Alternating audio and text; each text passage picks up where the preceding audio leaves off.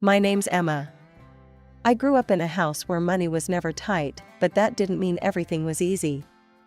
See, in my family, there was my dad, Robert, a big shot who owned one of the fanciest restaurants in town.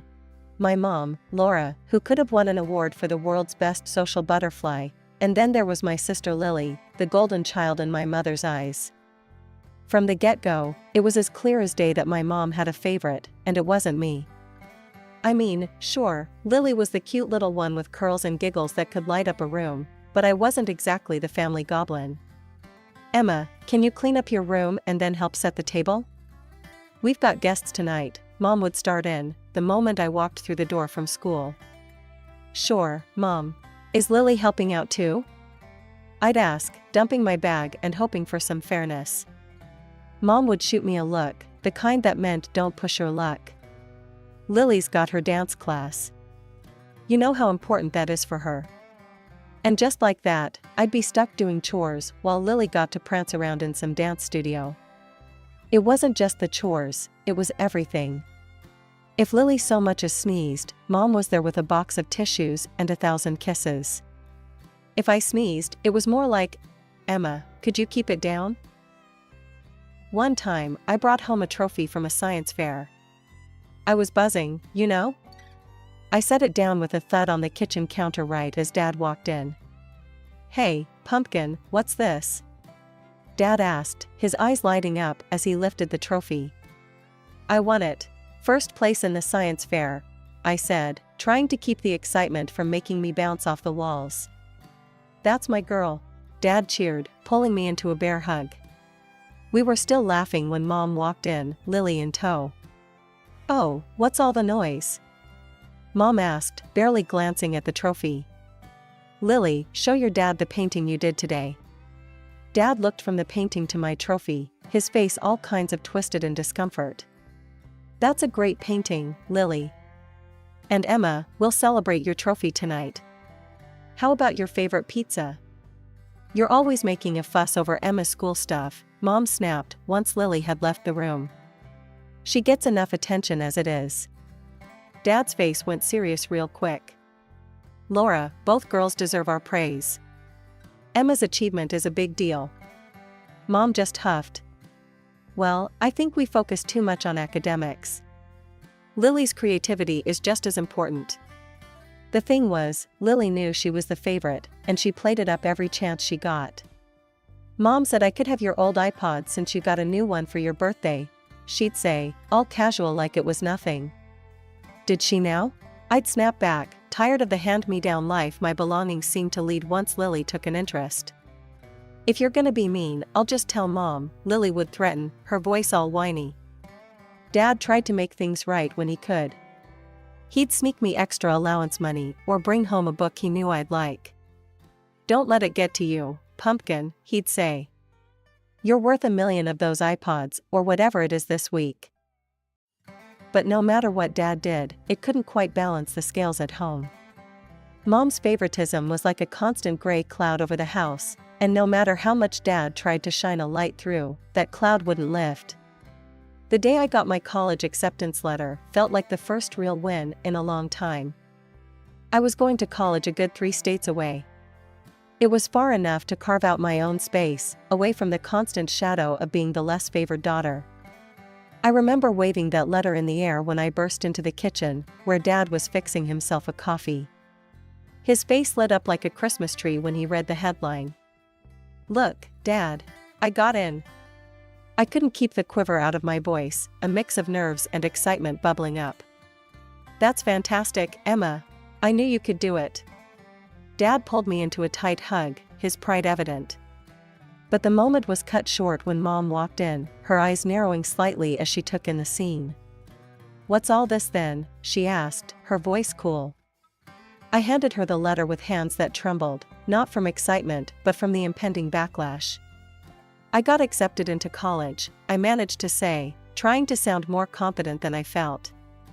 Mom read the letter, her lips tightening with every word. This college, it's states away. I was thinking you could just stay here, help out at the restaurant. We could use that college fund for Lily's education instead. She wants to go to that private art school. I felt like I was being sucker punched. But that money was set aside for me, for my college, I said, my voice rising despite my attempts to keep calm. Dad stepped in then, his usual calm demeanor gone. Laura, we agreed that money was for both our children's education. Emma has earned her chance to go to college. She's going, that's final. Mom's face flushed a deep red. You always spoil her. What about what Lily needs? Lily will have what she needs, but right now, it's Emma's turn. I won't have you sabotage her future for favoritism, Dad shot back, his tone brooking no argument. The day I left for college couldn't come soon enough. Packing up my things, I felt the weight of the years of being the second choice lifting slightly. Dad drove me to the railway station, the car ride filled with his advice and reassurances. You're going to do great, Emma. I'm just a call away, remember that, Dad said as he pulled up to the curb.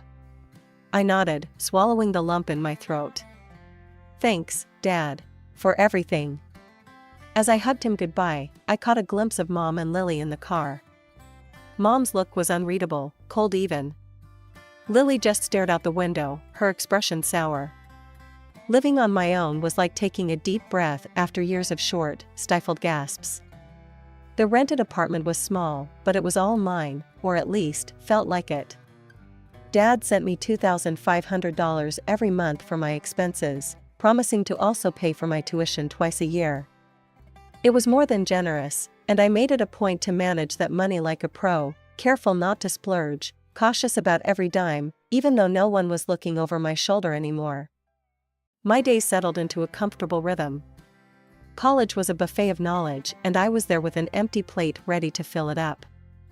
I steered clear of the frequent campus parties. They were tempting, sure, but I didn't want anything throwing me off track. I was here to make something of myself, not just to party. Despite the freedom, I found myself missing Dad. We didn't talk much. I didn't want to bother him too much, knowing he had his hands full with the restaurant and everything. Plus, I wanted to show him, and maybe a bit to myself, that I could stand on my own 2 feet. But, I did end up getting a job at a local cafe. It wasn't much, but it helped me feel even more independent, padding out my carefully managed budget with a bit of extra cash.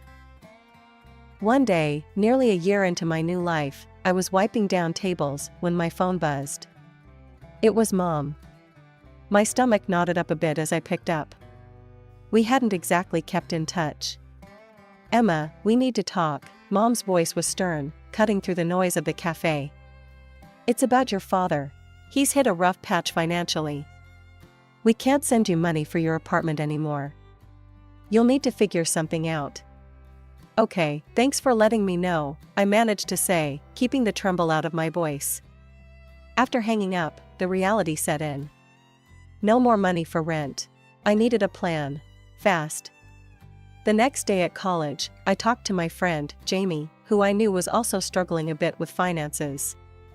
Hey, Jamie, you got a minute? Sure, what's up? Jamie looked up from her books, pushing her glasses up her nose. I need a new place to stay. Budget cuts. Any chance you're looking for a roommate, or know someone who is? I tried to keep it light, but Jamie caught the strain in my voice. Actually, I'm in the same boat. My roommate just bailed. Want to team up? We could find a cheaper place together, she suggested, a hopeful note in her voice. That sounds like a plan. Let's do it, I said, relieved.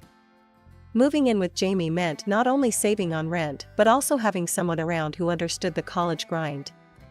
We found a small apartment closer to campus. It wasn't much, but it was affordable. With our combined furniture and some thrift store finds, it slowly started to feel like home. Between my job at the cafe and a new gig at the college library, I managed to scrape together enough to keep myself afloat. I was halfway through my semester, buried in books at my desk, when my phone rang. It was Mom again. Emma, there's something you need to understand, she began without preamble. Her tone was serious, more detached than usual.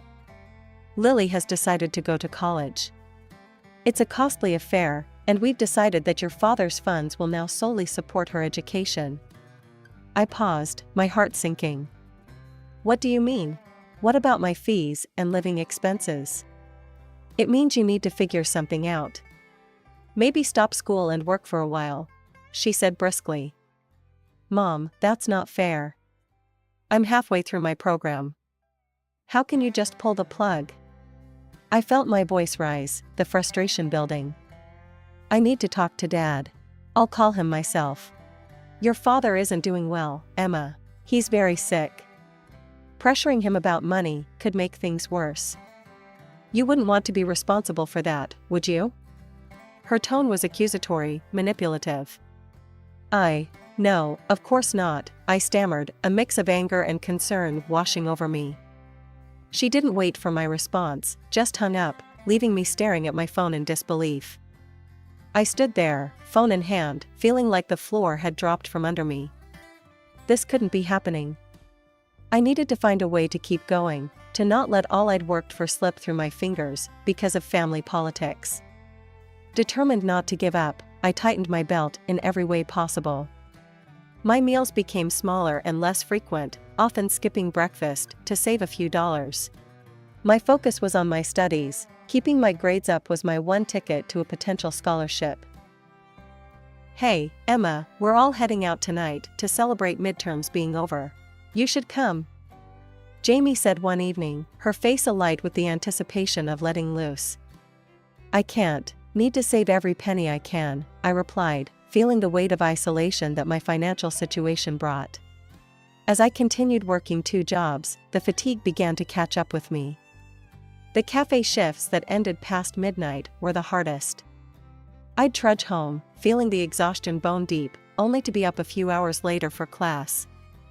One evening, after a particularly grueling shift, I staggered home, ready to grab maybe an hour of sleep before my morning class. As I reached for my textbooks, a wave of dizziness washed over me. The room spun wildly, and I felt myself losing balance. The last thing I remembered was a darkening edge creeping into my vision before everything went black. When I came to, the harsh glare of hospital lights blurred into the sterile white ceiling above me. I was disoriented, my mind foggy, until a gentle hand on my arm and the beep of machines brought me back to reality.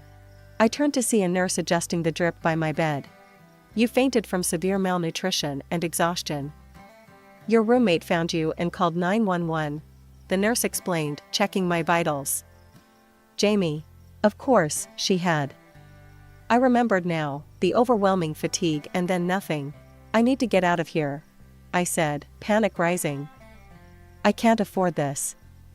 The doctor will talk to you about that. Right now, you need to rest. She cut me off gently but firmly. Rest. A luxury I felt I couldn't afford. But my body had other ideas, forcing me into a shutdown I couldn't fight.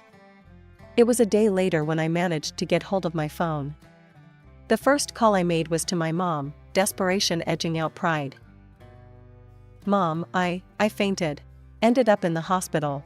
I need help, I stammered, the words tasting bitter. There was a pause, then, Emma, these are your problems. You chose to go away to college. Mom, I'm your daughter, I pleaded, a lump forming in my throat. Yes, and Lily is my daughter too. And right now, she needs me more, she replied coldly, and the line went dead. Tears of frustration and hurt welled up, but I had no energy to let them fall. I lay back, hollowed out by more than just hunger. It was clear I was on my own. The next few days were a blur of white walls and medical advice, all iterating the same point. I needed to slow down, eat more, rest. When I was discharged, Jamie was there, her face etched with worry.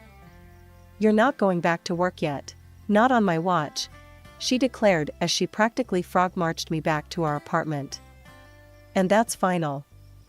I'm not watching you end up back in that hospital bed. Back home, Jamie took charge. She stocked our tiny fridge with basics, much of which she paid for herself. When I tried to protest, she shut me down with a glare that brooked no argument. Listen, Emma, you're going to eat, sleep, and study. That's it. I'm not letting you do any more until you're better, she insisted. I'll pay you back. Every penny, I said, my voice thick. We'll sort that later. For now, focus on getting through your exams. Her uncompromising care was a balm to the chaotic stress I'd been living in. I found myself being steered to meals, accompanied to the library, and monitored like a hawk. The day I found out I'd passed, and not just passed, but excelled, securing an academic award, it felt surreal. I was exhausted but elated. Jamie was thrilled, her whoops echoing in our small space. "We did it," she cheered, throwing her arm around my shoulders. "Yeah, we did. Thanks to you," I admitted, feeling a warmth that had nothing to do with the summer heat. For the next few days, I did nothing but sleep. My body and mind took the time to heal, to recover from the brink I'd been teetering on. Jamie let me be, quietly handling the fort while I regained my strength. When I finally felt like myself again, I sat down with Jamie, my heart full. "I don't know how to thank you," I started, but she waved me off. The train rattled along tracks lined with blooming fields, carrying me home for the holidays. I hadn't been back since I left for college.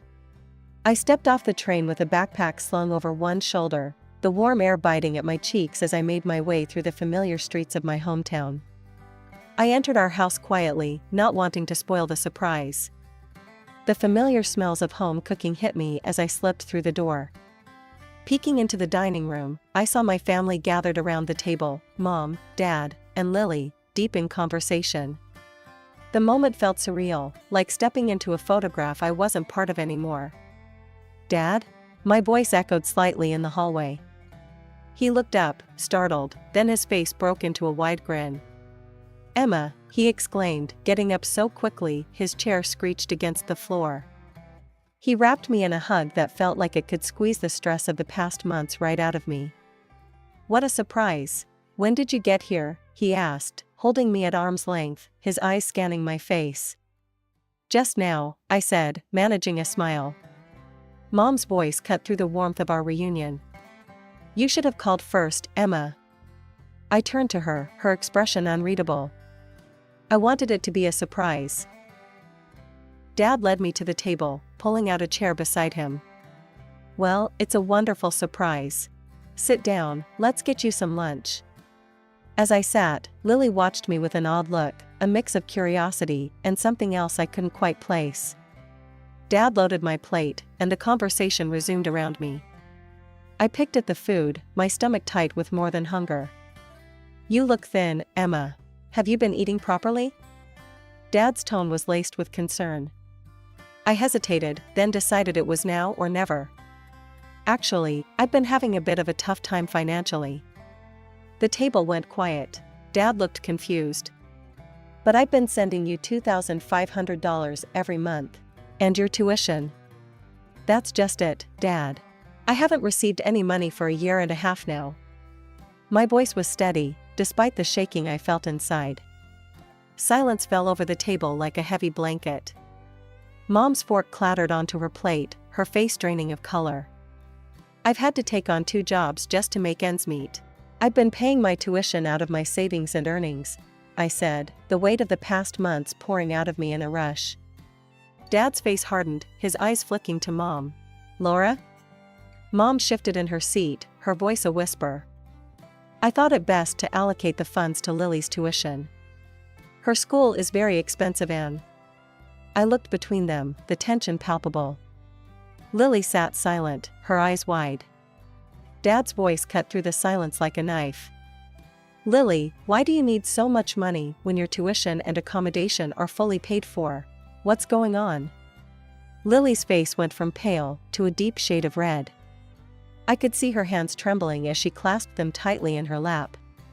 It took her a moment, but she finally spoke, her voice barely a whisper. I have debts, Dad. Gambling debts." The room seemed to spin as her words sunk in. "Gambling debts?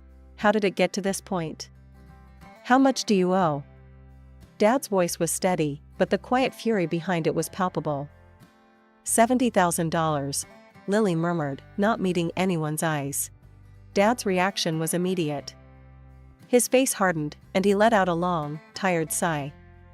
"I will pay off these debts," he declared in a tone that brokered no argument.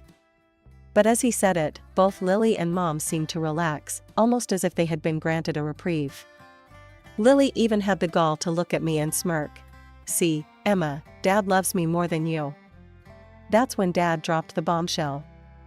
"But I am cutting off any further financial support for your education and living expenses, Lily. You are on your own now." The change in Lily's expression was instant, from smug satisfaction to shocked disbelief. Mom's reaction was even more dramatic. She started to scream, "No, you can't do that. How will she live? How will she finish her education?" Dad turned to her, his voice cold and resolute. "I'm doing what I must. You've deceived me, endangered Emma's health, and misused my trust. I won't stand for it." The argument escalated quickly from there, with Mom pleading and crying, begging Dad for forgiveness, but he was unmoved. "I want you and Lily to pack your bags and leave my house. I can't trust you under this roof." Mom was sobbing now, her cries loud and pitiful, but Dad's decision was final. Lily sat frozen, her earlier bravado evaporated as the reality of the situation hit her. As I watched the scene unfold, a part of me felt vindicated that the truth was finally out, but another part felt hollow. The family I had known was shattered. Mom and Lily's departure was quiet, filled with the sound of stifled sobs and hurried packing. The morning after the upheaval, Dad and I sat at the kitchen table with our coffee, the air between us filled with a tentative peace. He cleared his throat, breaking the silence that had settled comfortably around us. "Emma, I'll handle your tuition and expenses from now on. No more intermediaries," he said, his voice firm, determined to set things right. I smiled, a weight lifting off my shoulders, though there was news he wasn't expecting. "Actually, Dad, I've got a scholarship now. Tuition's covered." His eyes widened, surprise etching his features, before a proud grin took over. "That's my girl. Always full of surprises." He chuckled, then grew more serious. "But you've been through a lot, haven't you? How about a vacation? You deserve some time to relax, maybe by the sea?" The offer was tempting, almost too good to resist.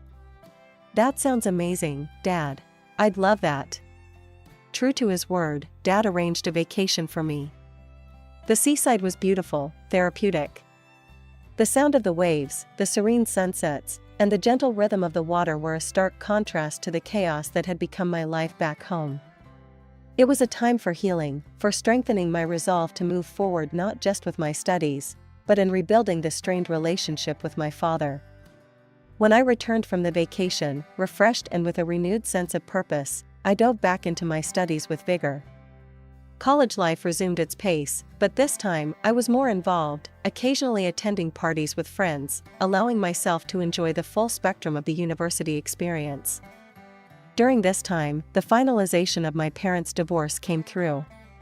Dad retained the family property, and Mom was left with a modest monthly income, barely enough to get by. It was a stark downfall from the lavish lifestyle she was accustomed to, but the consequences of her actions had been inevitable. One evening, as I was preparing for a midterm, my phone rang. It was Mom. I hadn't heard from her since she and Lily left the house that fateful day. "Emma, please, you have to talk to your father for us." Her voice was shaky, desperate. "It's Lily. She hasn't stopped gambling. She's in debt again. We need help." The cycle hadn't broken, it had just restarted. I felt a pang of sympathy for Lily, but the years of being overlooked hardened my heart. "Mom, I can't. It's not my place to fix this." "But we're family," she tried to insist. "I was family too, when you chose Lily over me repeatedly," I said, my voice steady despite the turmoil inside. "I hope Lily gets the help she needs, but it won't be through me." There was a pause, heavy and laden with unspoken words, before Mom finally whispered a goodbye.